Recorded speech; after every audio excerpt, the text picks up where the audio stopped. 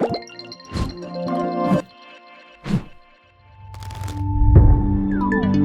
right, welcome everybody. Sorry we're slightly late starting. So this is our lovely panel, who I'm going to introduce in just a moment.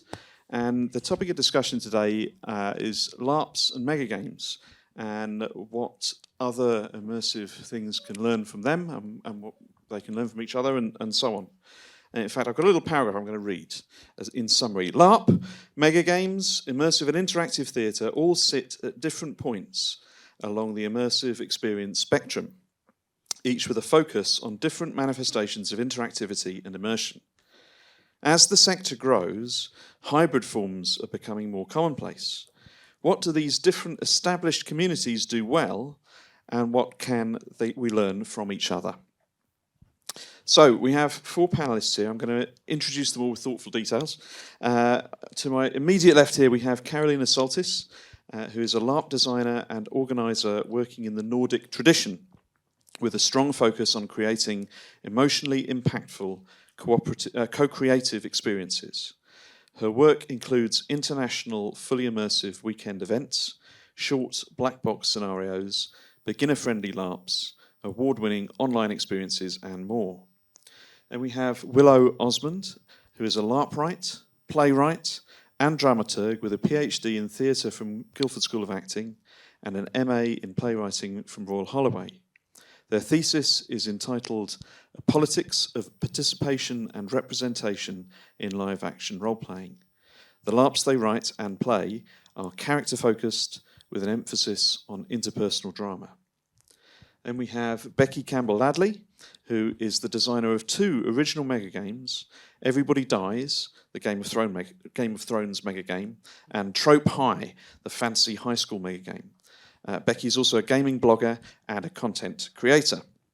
And then finally on the end we have Jon Gracey from Treehouse, who makes immersive games and events that draw from board games, video games, LARP, megagames and RPGs, bringing people into the worlds of our stories through game mechanics and play. So welcome all of you. We're going to dive straight in. I've got a few questions here to ask to sort of get us going, and then we're going to turn to you guys for questions that you might have, either for individual panelists or for everybody or specific people. Yeah, feel free to specify. But to get us going, firstly, we'll go down the line and you can talk a little bit about what it is you make as well. What is it that makes a LARP, and what makes a megagame a megagame? How would you describe the defining features of the experiences that you make? Karolina, do you want to kick us off? Sure. LARP is a very broad art form. Actually, when I say LARP, people mostly think that it's people wearing elf ears and hitting each other with latex swords in a forest.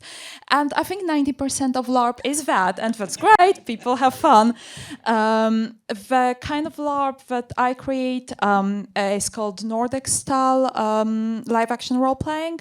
It mostly originated in the Nordic countries, but it has been spread throughout Europe and throughout the world. You can consider it like a literary form of LARPing, kind of, highbrow, to sound quite pretentious, but this is like, I love this hobby or this art form for enabling artistic expression, emotional exploration,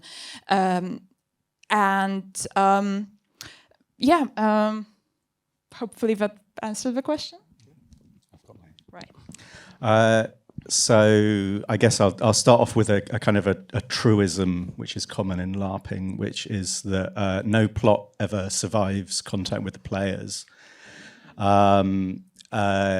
Basically, I think what makes a LARP is that as a designer and an organizer, you provide your players, participants, with a world, with a character, and then it's the players themselves who create the experience, sometimes with input from the organizers, but very often not. And it's all about the interaction between the players rather than kind of something which is given directly by the designers and the organizers. So, relationships develop. you develop your own plot within the parameters that are provided, and so yeah, I guess I always kind of, because I come from a theatre background, I distinguish it from theatre in that kind of the dramaturgy of theatre is like you get something complete to watch, whereas the dramaturgy of LARPing is you get something incomplete, which you then make yourself. So yeah, that's how I would kind of define LARPing. It's not really a definition, but and just for clarity, for those who are unfamiliar with some of these terms, LARP stands for live action role playing. So it's very closely associated to role playing games. Hence, you do get a lot of people dressing up as elves and orcs and so on in forests. But both of you really have come much more from this Nordic tradition, which is essentially turning LARP into more of an artistic expression, I think is what we're looking at. And would you both say that it is common within LARP for the participant to be they are an active character, so they are part of making the experience, not just that's what you were saying a moment ago? Yeah, absolutely. Right. And I think also importantly, like the character is the thing that you use in order to. It's kind of like saying you use it. Sometimes the character uses you as well. And that's the way that you experience is through the character. Right. Brilliant. Thanks. So thank you. That's LARPing for people representing the Megagames community, and it is a community, isn't it? Really, Becky, can you tell us a bit about that? Sure. So Megagames and LARPs are in a lot of ways very similar. They have a similar sort of open world environment. It's very player directed. You create a setting, and players go out. You don't have a script. You don't have any sort of thing that players are necessarily trying to follow. You're creating a world and allows players to build it with you. But I think one of the easiest ways to describe the difference between Megagames and LARP is that LARP evolved out of roleplay and Megagames evolved out of things like war games and board games. So it's a lot less focus on set dressing. It's a lot more focus on keeping the mechanics there. Players who come to a mega game know they are playing a game. It's very front and center. And often the resolution scale is more at a political level rather than an interpersonal level. You'll be playing an office rather than a character for a lot of mega games. The type of mega games that I write are often more character driven. So for example, in my Game of Thrones one, you're playing a person within the world of Westeros. In a lot of mega games, you're playing things like the President of Sweden or the King of Spain or something like that. I think that's a lot of the big differences between them. And another thing I would say is different is that I've lost my train of thought. So I'll hand over to Jon. What else is different? I think the main thing that defines a mega game is you have a job. That's what I've observed. And as an artist, that's a nice feeling to pretend to have a real job. But the big mega game that you might have heard of is called Watch the Skies. And in that one, you're all playing various members of a kind of political side of a country. So you might be the president, you might be the head of science, you might be the head of military. And every turn, you get to go away to your different tables, the military map or the political area or the science room, the lab, and do your various kind of games. And then you come back and your leader of the country will be kind of orchestrating who goes where and who does what. But while all of this is happening, there's another team, which is an alien team, who are in a separate room doing whatever the alien team is doing. Sometimes they're completely benign, sometimes they're trying to take over the world. So you get to the military map and something has landed in the middle of Canada, and the Canadian president is absolutely livid because they think it's American or North American military invasion, and in fact, it's the aliens, or maybe it's not. And so much of the game is about negotiating that, as a person. There are rules in terms of how the military units can move, but it's much more about how you as people can deal with a political upheaval. Are you able to sweet talk your way out of this or not? And that's, I think, one of the cool things where it intersects with LARP, where that is very much based on your personality and how much you can charm whoever the president of Canada, Prime Minister of Canada happens to be. You can't necessarily plan for that. It's much more about your personality. And that's what's really exciting. Mega Games is kind of a little bit of loads of things, but I totally agree with Becky, and they come up through a board game tradition, and therefore rules are really important.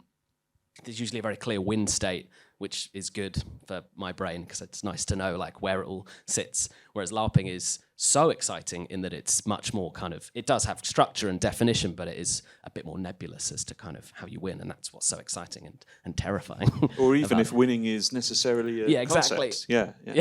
And one of the things I find very interesting about Megagames, having played a few now, is that it is a community of people, really, particularly in London, although there are communities all over the country and elsewhere in the world. But it tends to be not a sort of professionally driven thing. People are doing it largely. Would you say that's true?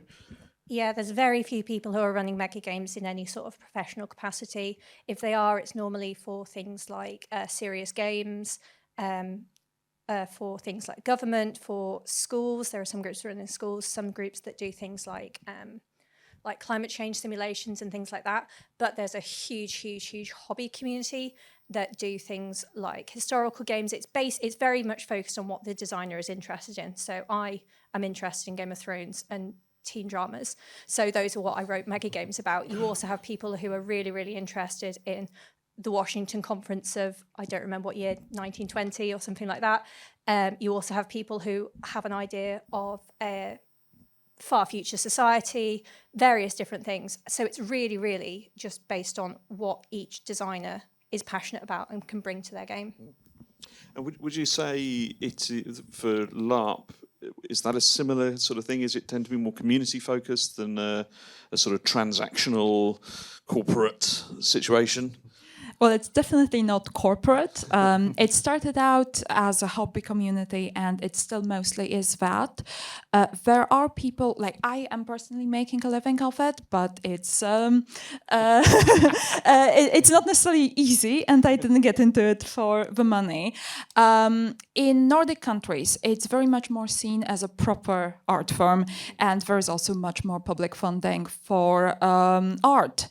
So it's easier to make a living in some other countries, but in the UK it's possible. I would still say that the essence of LARPing is that it's so co-creative.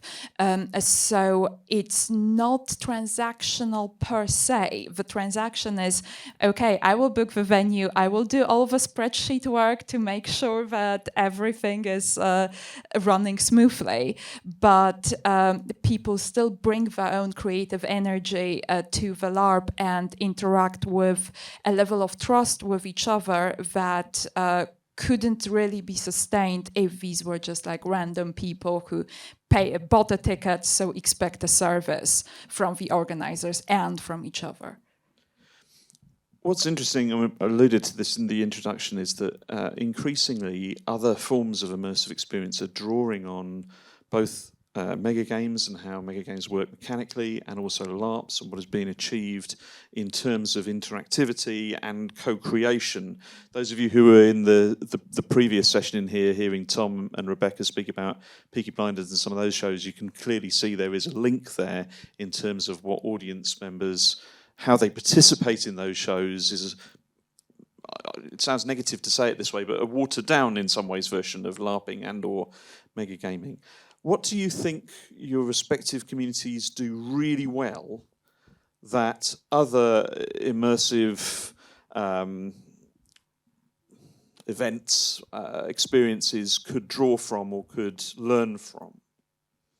I think like the huge through line across LARPing and Megagames is that the players actually can affect what happens in a meaningful sense, and that's really hard to do with a huge big budget show. You can't account for all these different directions that the narrative can go in, because you have to adhere to the story of the TV show or the brand, and there are ways that you simply can't deviate from that. Whereas I think a really exciting thing about a LARP is that you get to actively transform the story based on what you want and what other people want, and that kind of synthesis is like nothing else. And I think you get that a lot in Megagames as well. The ones I've played are more structured, so that the change you can have is perhaps like how the story ends, but you're still within the setting that you started in. And I suppose that's the same for LARP. You tend to not break out the setting, but I think you have much more agency within a LARP than a Megagame. And so I think that is the kind of really compelling part that I think this art form has. And you do see elements of it in other things, but I think these two forms do it the best in my experience. It's interesting about having more agency in a LARP. I think in a way it's true. If we had a LARP about like the nuclear crisis and you're the president of the US in a mega game, you have a variety of choices of how to solve a crisis. In a LARP, you can also break down and go cry in a corner. And that might be the point as Yes, well. exactly. Yeah. I to some extent would disagree that you've got more agency in a LARP to in a mega game. In most mega games I've been in, really the focus is if you could do it within the world, then you can do it. You can go break down and cry in a corner. I did that after I accidentally persuaded someone to bomb West Germany. There is a huge amount of scope. A lot of that is about having the facilitator team. So rather than any sort of cast, it's a facilitator team in mega games who are at the same time helping you facilitate the mechanics, helping you interact with all the game systems, helping build the world around you, acting as people who don't exist within the game in terms of other players. So if you've got people representing all the leaders of Europe, but they need to go over and speak to someone in Africa, they would represent that. And just bringing all of that together. And obviously that takes a huge amount of coordination, training for the control team or the facilitator team. But I do think in a really, really well-designed mega game, you get that level of agency. But yeah, it's just about creating the world and not letting people break the limits of the world and making sure that it's all internally consistent and that people, both players and the facilitators, understand what's possible and what isn't. You mentioned facilitators there. What is the sort of ratio between people facilitating a mega game and It's the big people question, playing? isn't it? And similarly for LARP, what kind of ratio would you expect to work on there? Who wants to? It's the big question. Yeah, I'd love to hear what you guys think. I mean, for mega games, there are 40, 50 player games that can be done with 1 or 2 control. Those are incredibly well-designed games, and I personally do not understand how they do it. The mega games that I've designed have been more like 1 to 4, 1 to 5. So I don't know how anyone could get it down to that sort of Yeah, numbers. I think the tricky thing is you want to give everyone a really like focused, bespoke experience where if they want to do a thing like go cry in the corner, they might want to check, hey, is that okay? Can I do that? And so you have someone on hand who is on your team, essentially, who is responsible for you and your teammates, who you can ask, who knows the rules back to front, who can then maybe do a dice roll or whatever needs to happen. And that is so hard to do financially. If you're like, so my mega game, Bring Them Home, is set in a kind of alternate 1970s. It's during a kind of slightly different space race, and there's loads of different space agencies trying to rescue an astronaut. We got, I think, 6 players to 1 facilitator was the best we could do. And that was a 2-week run at Vault Festival. And luckily we sold loads of tickets and it was fine, but we were paying everyone, and it's so hard commercially to get to create that experience and make sure everyone gets paid. Because, we're kind of doing it, as you say, it's a fairly hobbyist thing, and so you're just trying to do the best you can. But I think that ratio is at the most fundamental question if you're making something in the commercial sphere. How does that work for LARP? Well, I think there's a huge range in LARP. The kinds of LARPs that we tend to create, you need less facilitators as such. So I think in like a fest LARP like Empire or something, you need referees to, there's mechanics at play. People can die in the LARP. Obviously not players, characters can die in the LARP.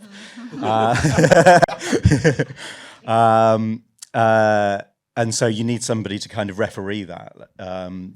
People have they bring their character back. It's a campaign LARP, and it has kind of in-game implications. So I think that there's more facilitators required for something like that. Whereas the things that we tend to design, we're much more hands-off and allow the players to create their own play. If somebody wants to die on the last day of the LARP, have their character die, then they can. But there's that's much more a calibrated thing between the players themselves. So yeah, and I think that's one thing that I think LARPing, Nordic LARPing particularly does really well, is kind of calibration between players, dropping out of character and talking about what each other wants, what kind of experience we can offer each other. Yes, in a way, pretty much all the rules that we have in our LARPs are in a way like out-of-game rules, consent rules. How do we calibrate with each other as players, our expectations, what we want, how do we handle our own emotions that arise.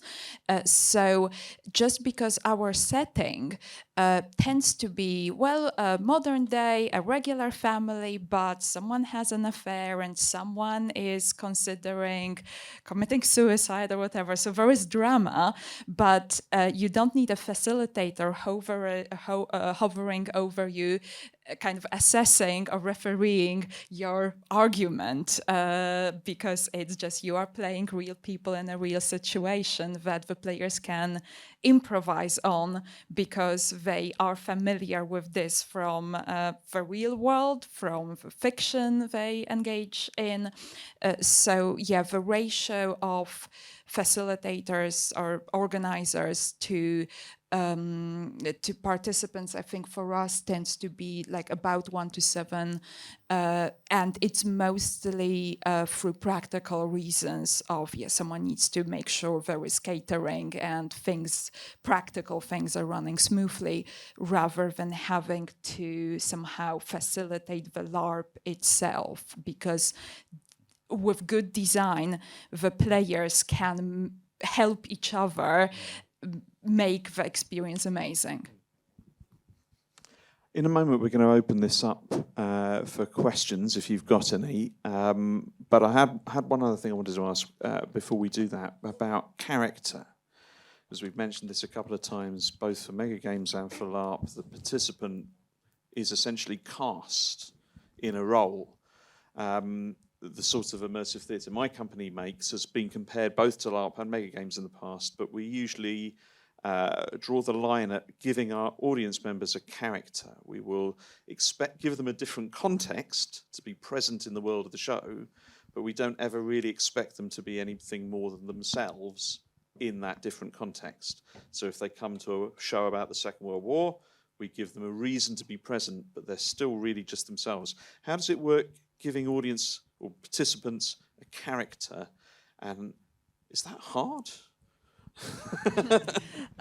For me, as a participant in LARPs, it's much easier because I started LARPing before I first attended any immersive theater shows, and I think like LARPers are notoriously bad as an audience in immersive theater experiences, because I think my first immersive theater show I went to was something, oh, you are a supernatural investigator all the communication, all the emails were, you are a famous supernatural investigator, so we welcome you to solve this ghost problem we have. But I'm like, well, but am I me? I, Karolina Soltys, I'm not a famous supernatural investigator. So do I now have a different name? Do I have a different personality? Should I walk in and start discussing with other supernatural investigators? Oh, this mission we went to last time, what did you make of that? Or should I not improvise that? Should I just stay silent? But a famous supernatural investigator wouldn't stay silent and just observe. What do I do? And having a character is much easier. Like the best kind of LARP for me is I get a short story kind of set around a protagonist, and then I am told, okay, now this has given you a glimpse of the circumstances that shaped that person and a glimpse of that personality, and now go and do whatever you want as that character for 2-3 days, and that's easy. I think as a designer, it's less easy because we are actually designing a LARP together at the moment, kind of inspired by Twin Peaks and the X-Files, and we now have the prospect of having to write 60 individual characters, each who have to be the protagonist of their own plot for an entire weekend, and kind of connecting them all up, making sure that there's enough drama for each of them within kind of the player base, that we don't have to kind of go in and offer them more because we haven't given them enough to play on. So yeah, it's kind of like I would liken it to writing 6 plays simultaneously. Is there a lot of onboarding for the participant as well? If you've given them a character that you've written, presumably they need plenty of time to absorb. Yeah, so they'll get the characterist sheet in advance. So this LARP that we're organising is happening in August of next year, and we are giving them kind of character blurbs, character concepts, hopefully within the next month, and then they will hopefully get a full character sheet kind of 5 to 6 months in advance of the LARP, so that they can costume it themselves, they can kind of have time to sit with the character, and we also have extensive workshopping as well, so that people can kind of understand the world, calibrate with each other before kind of going into game. And by character sheet, we mean like 5 to 10 pages of literary fiction times 60. So yeah, it's 6 plays. It sounds incredible, but as a barrier to entry, that can be quite high. Yeah. Is that similar with Megagames? Or? Yeah, I think, as I kind of mentioned before about the job, that's one of the things that really appeals to me about Megagames is, so in my game Bring Them Home, you're a member of a space agency, and that's all the character you have. I encourage people to dress up in kind of 70s outfits, or sometimes they'll like wear just a black trousers and a shirt because they're just a NASA employee in kind of Apollo 13 is like the visual. But it just means if you want to role play, you absolutely can, because it's set and there's a NASA team and there's a Russian team and a European team. NASA and Russia tend to be at loggerheads, but they don't have to be. That's just an offer that we make, and if they want to be rivals, they can, because you're all in the game. You're all trying to rescue an astronaut trapped in space who kind of represents the world, and you are able to do that collaboratively or competitively. So we kind of allow them to role play if they want, but also if they just want to like stick to the hard mechanics of playing the game, they can absolutely do that. So I think it's nice because I think for me, what you're saying sounds really exciting, but also incredibly intimidating. And so it's nice. It's really nice that work exists for people who really want to get deep. But if you kind of want to do a little bit of role playing and a little bit of board gaming, I think for me, certainly the Megagames I design exist in that slightly more accessible space. And then once you've done that, maybe you want to do something a bit more like meaty, and then you go and do a proper LARP. So it's kind of nice to have that as a gateway almost into a few different genres. Yeah, I would say in Megagames, you get a lot of games where you'll just have a team briefing. You won't necessarily have an individual briefing, like in that one. I didn't choose to do that for my games for some insane reason, so I was much closer to the several pages of content for each individual character. And when you've got, like 70, 80 characters, that's a lot of writing. But it does mean, one of the other things I like to say about casting is that in Megagames, you often have people who are interacting with certain game mechanics and not others. So on each team, you might have one person who goes off to the council, one person who is leading the team. You might have a press team. And these different roles will have different mechanics, different skills. Different people will do well in them and enjoy them. And so I'm a big proponent of casting questionnaires for Megagames. It means that you're not putting someone in a role that they're not going to enjoy for the entire day. It means that you can work out which ones are your social people who want a lot of role play, which ones are your mechanical ones who want to go and push units around the map, and who wants a mixture of the two.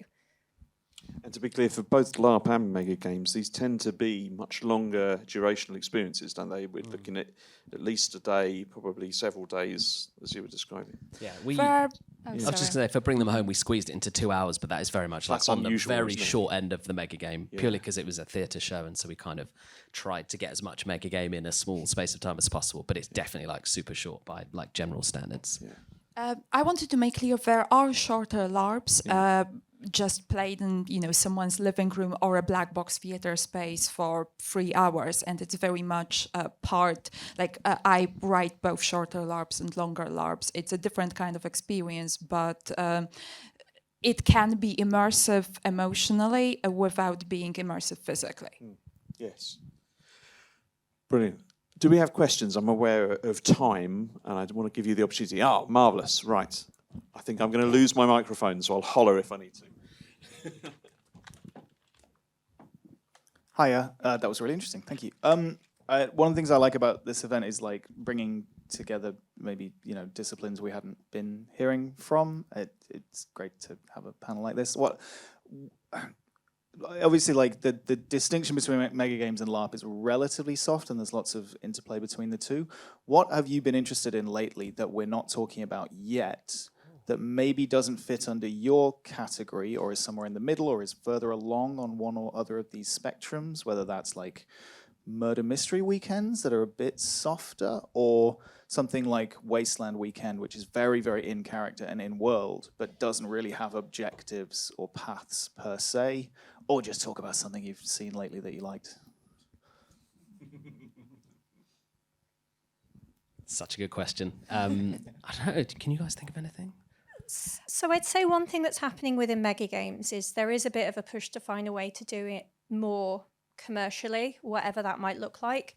In some ways, that looks like shorter Megagames, con games, things like that can take place at gaming conventions. It can also look like scaling them up hugely, so 200, 300 player Megagames, which obviously is a completely different design challenge to finding a way to weave together the plots of 30 to 60 people versus 200 to 300 people. I mean, these experiments have been going on a little bit, and we're always looking at increasing things like production value. That's been a noticeable shift, I would say, over the time I've been megagaming. You go from literally printed out bits of paper and like laminated A3 sheets of paper all stuck together as a map to like giant rollout maps that are made out of vinyl and things like that. So I think it's taking inspiration from things like LARP and things like immersive theatre and bringing that into Megagames, but it's kind of hard to do that in a way that's sustainable for the hobby because it is a hobby experience. Yeah, I wonder if it's more of a cross-pollination thing of different genres that maybe aren't something completely new but feels new because it's a new style of thing. I don't know if it's gauche to talk about something I'm working on, but I'll do it anyway. Please be generous. But it's basically, do you guys know the game Blood on the Clock Tower, the social deduction game? So I work for a YouTube channel called No Rolls Barred, and we play that. It's quite a popular game. And so my wife Viv runs Treehouse with me. We were going to get married in 2020 and we couldn't, as you can probably guess why. And so we basically we got a deposit back on our wedding venue because we couldn't get married there. So we're like, we couldn't get the money back. So we're like, what event can we do with this lovely country house in Norfolk? We were like, let's do something with Blood on the Clock Tower. So in November, we're doing, this is why I bring it up, because it's kind of interesting. We are all meeting to play Blood on the Clock Tower, because it's a great game and we love playing it. But throughout the weekend, I've got all these ideas for ways that can weave a storyline through the weekend and create a game that's kind of outside the main game. So ostensibly, I hope no one here is coming to that, because I'm giving you mild spoilers. But if you are, I won't tell you everything. But yeah, so we're meeting to play Blood on the Clock Tower. That is the primary thing we are going to be doing. But we're also a bunch of gaming nerds in a country house all weekend. So there's all sorts of other stuff that I'm really excited about doing. We're having a Christmas feast on the Saturday night because the theme is Gothic Christmas. That's going to be great. And we're going to do a pantomime and everything. So I don't know if that answers your question, but it's kind of taking a little bit of immersive stuff, but it has this kind of spine of we're playing this game that we all like. So that's the kind of gameplay mechanic, but then trying to weave in something alongside that goes through the weekend. So I don't know if that counts, but that's the best I've got. I just want to say that sounds amazing. Oh, I'm very excited. Yeah, I guess the thing that I'd like to see more investigated and played with is kind of pervasive LARPing and LARPing with audiences.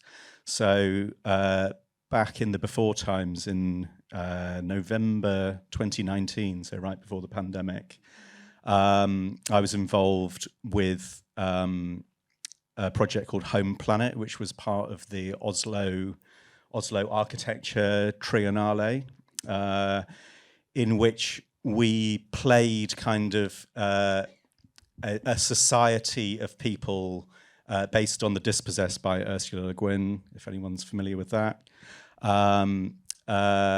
And so we played these alien characters who were returning to planet Earth to see if we could come back and reintegrate into society. But we were also so we were kind of playing on the streets of Oslo sometimes, and we were also inviting people into our headquarters to come and experience some of our culture, and it was really fascinating. I don't know how well it worked from the perspective of the audience coming in, because obviously the whole point of LARPing is that the players are doing it for their own experience rather than as a performance for others. So I don't know how it landed with members of the audience, but certainly it was an extremely interesting experience for me and for the other LARPers. And it'd be, I just think it's a fascinating area about how we can kind of play a story for experience while being watched by others. I think I would also talk about my future projects. So the hope is that in 2025, because we need to plan that far ahead, running like an urban LARP where people pretty much just play regular people in a city, living with their families in-game families. So having a bunch of Airbnb rented throughout probably Oxford, where people just go and play in cafes or go on a date together to a restaurant where they cook dinner together. So have something which also, as Willow said, interfaces with the city. Obviously, we wouldn't be pulling in, random people, but having this immersion rather than having a setting which is in some way artificial. So yeah, we are regular people, but say in a cult or in a preppers community, it would be regular people leading their regular lives, pretty much with some drama injected, but otherwise kind of very much kitchen sink drama. Any more questions? Yes, we've got lots of hands. Hello. Oh my goodness, it's so difficult to. Okay, yeah. So try and do this succinctly. I'm in a situation where I'm wanting to move less from the carousel actor giving to a passive audience, more to something where all of the audience contribute and perpetuate the experience. And I would like to know, you talked right at the very beginning about establishing an atmosphere of community and trust. So I just wanted to know some of the ways you sort of prepare your audience so that they feel free to contribute and they feel free to come up with stuff that contributes to the story? So character is a very valuable tool, and also transparency out of character communication. A lot of immersive theater, the communication tries to stay immersive even before the event. But what I need to immerse is initially someone, an organizer out of character, telling me, you can do these things and you are not allowed to do those things. Anything in between is what you're allowed to do.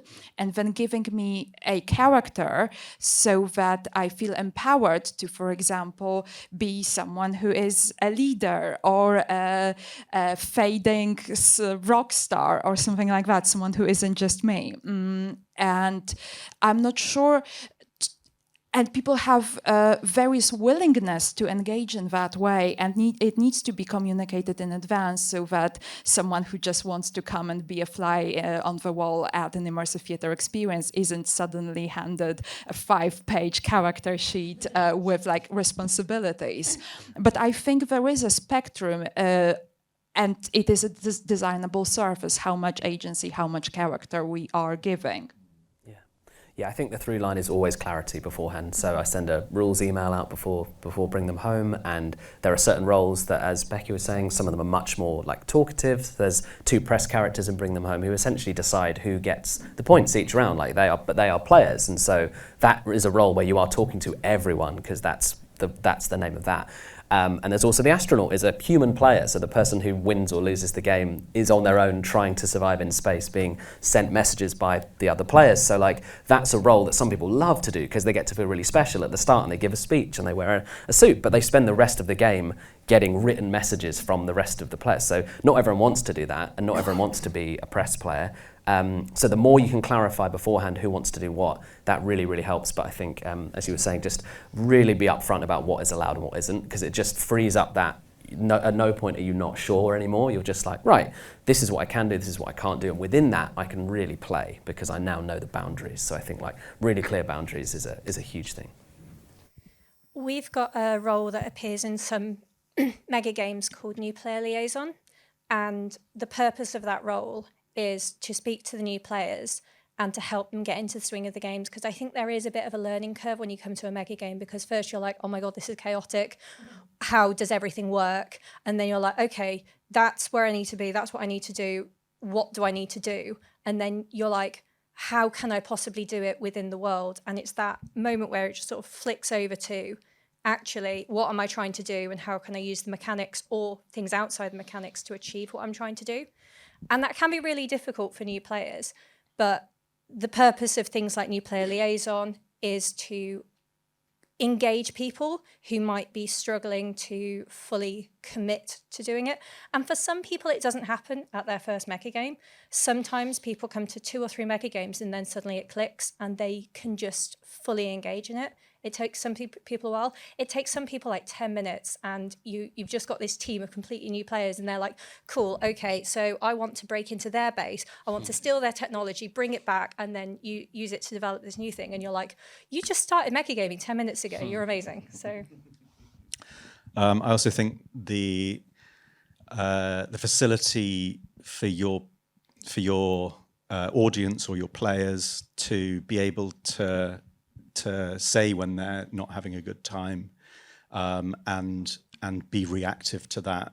So if you know, having a space where perhaps where they can go to deal with anything, you know, just to have time out or something like that. A place where they can go to say, I'm not having a great experience. How can responding to that by, well, you know, what kind of experience are you looking for, and how can we try and help you to have that experience? I think is a really valuable thing, and that certainly happens at the majority of LARPs that I go to.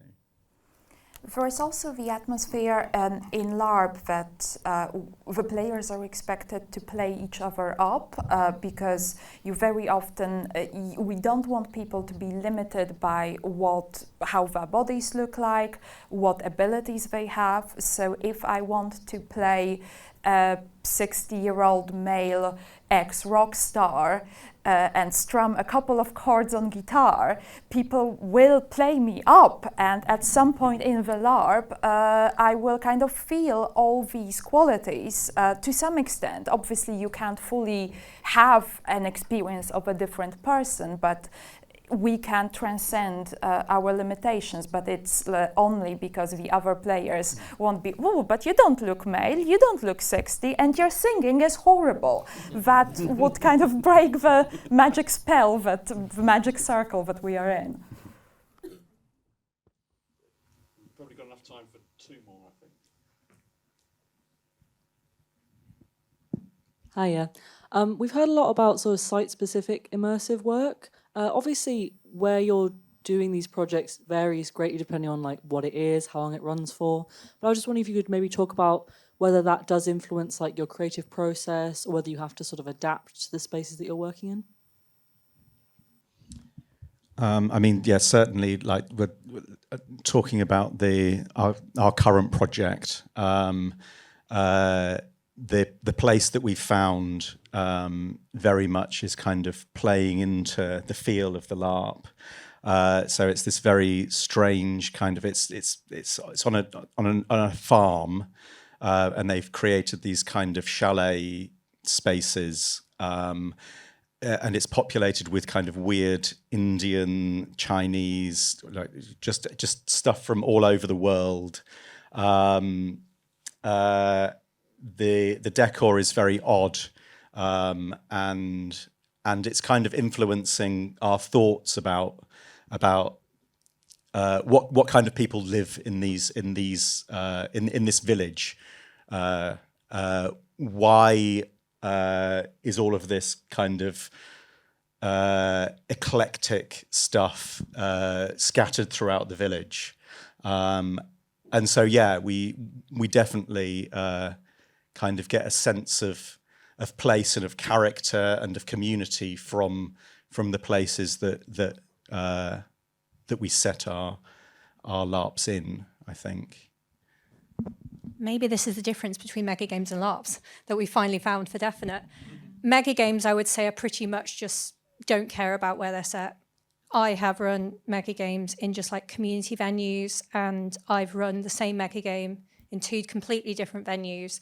You have to think about what space you've got. If you've got a council game, you need to have a separate room for it and things like that. But generally, Megagames, you're bringing the immersion through the experiences that people are having, the conversations that they're having, rather than making the physical place they're in feel like the world that they're in. That's not to say that there aren't people trying to do it. So historical Megagames can sometimes have great fun by running games in castles or in like converted military bases or things like that. Like running a game in, I'd love to run my high school Megagame in a high school. I think that would be really cool. But generally speaking, it's not something that plays hugely into the Megagame experience. Yeah, I would completely agree. When I built Bring Them Home, it was because I'd read The Martian in 2015, and that was the inspiration for this kind of unified series of space agencies who want to work together, but also are kind of competitive. But I did Bring Them Home in various places, but I did a full run at Vault Festival in that big venue. Do you guys know Vault Festival? Yeah, the big venue like down the alleyway. I forget what it's called, with the like vaulted ceilings. So we built a spaceship that went in there, and the astronaut had this cool room and all this stuff. And we had like props, it had like a cool metal like plate chart, like star chart that everyone used, which was consistent through the games. But when Becky played, for example, it was in a pub outside Sheffield, and Becky was in a tent covered in tinfoil, which was her spaceship, because that was it was a mobile version of the game. But the rules are identical, and I hope the experience was still really fun. But it's kind of the game can grow and shrink based on the location. It kind of fits the space rather than being inspired by the space. That's not to say it can't happen, but my approach is very similar to what Becky said, which is kind of rules and mechanics come first, and then the space can kind of benefit if you have the budget. I think both LARP and Megagaming are great examples of how the immersion can happen entirely within your head. Because there are definitely chamber LARPs that take place in black box spaces with no scenography at all. But what's important in both of these experiences is the story that is told up here, really, I would say, isn't it? We've probably got time for one more question. We've got one down the front here, or wherever you've got hand. Hi, I'm Zoe. I make immersive theatre, and a question I think more towards the LARP end of the spectrum is, you say that you have players who are free to have a huge emotional response to a setting or a game choice that somebody makes. As somebody who makes theatre that wants to evoke that kind of response, I would argue that is the gold standard for somebody. I would be delighted if somebody came to see my work and had that kind of emotional reaction to it. How do you manage that safely with a mind of well-being to the person who is going through that, to facilitators? How do you manage that? So, as we already mentioned, clarity upfront of what is going to happen. So we never have like genre twists. We won't like halfway through the LARP expose you to like a trigger that you listed in the casting form that you don't want to have. But also during the game, immersion doesn't reign supreme. Player safety, player comfort, player experience is more important. So even if there is a like massive dramatic scene and everyone is looking at you, you're allowed to say, off game, I'm actually feeling unwell, I'd rather go somewhere else. And what we want to foster is that this is actually the super mature thing to do. This is how you are a cool LARPer if you know your limits and you know how to communicate and you know how to be mature about LARPing and not gung-ho of like, let's push all my triggers and cry and hurt my... LARP isn't therapy. I think LARP can... Some people... I hope that some people safely and kind of scientifically try to use LARP as therapy with an appropriate background. I'm not one of those people, and I'm like, I think that as adults, we can experiment with our boundaries and touch emotional topics, similar. But ultimately, we need to clearly communicate what we want and what we don't want, and respect each other's boundaries. Yeah, and I think there's a LARPer called Annalie Friedner who's talked about the brave space and creating a brave space. So instead of it's all about having an open, being open to new experiences, but knowing that you are safe to leave if it's too much, and having the kind of the backstage facilities, as it were, a safe room, someone who you can just go and talk to, or a space where you can just go and have some quiet time if you need it, and knowing that you can calibrate at any time with other people. And I think those are the circumstances in which you can kind of you can really be brave and explore those emotional experiences, is where you've got a fallback. It's not where, like you said, just kind of going gung-ho and pushing all the triggers until you break down and then realize that you're overwhelmed.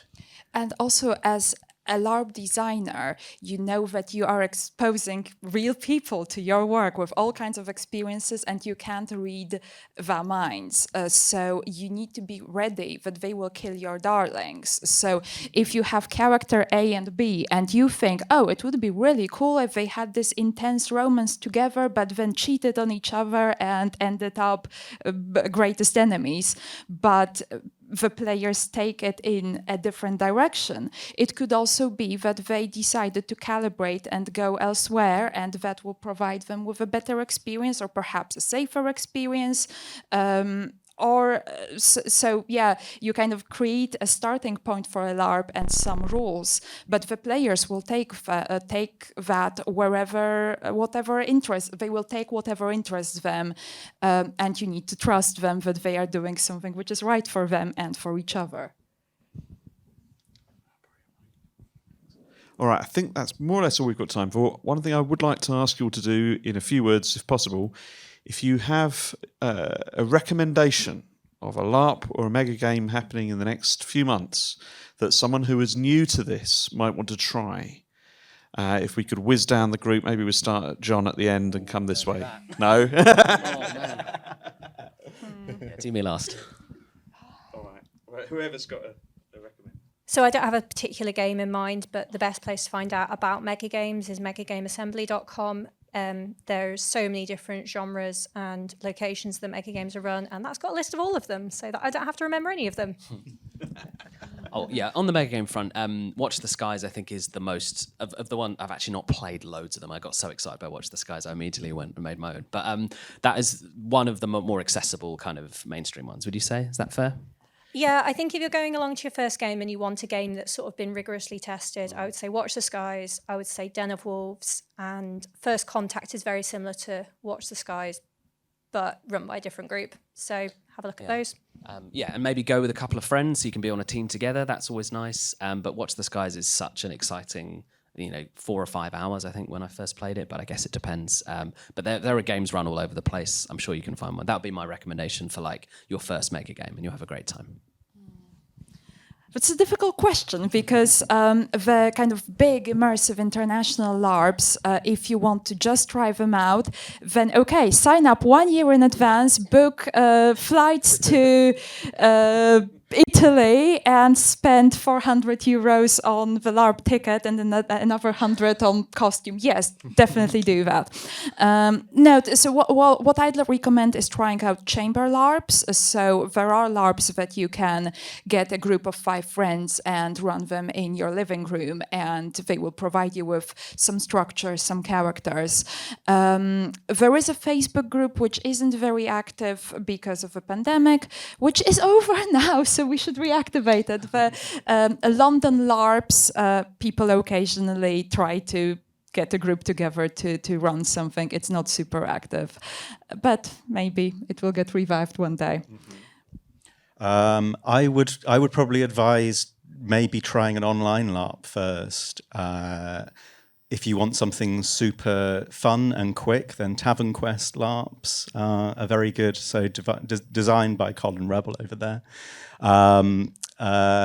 They are extremely fun,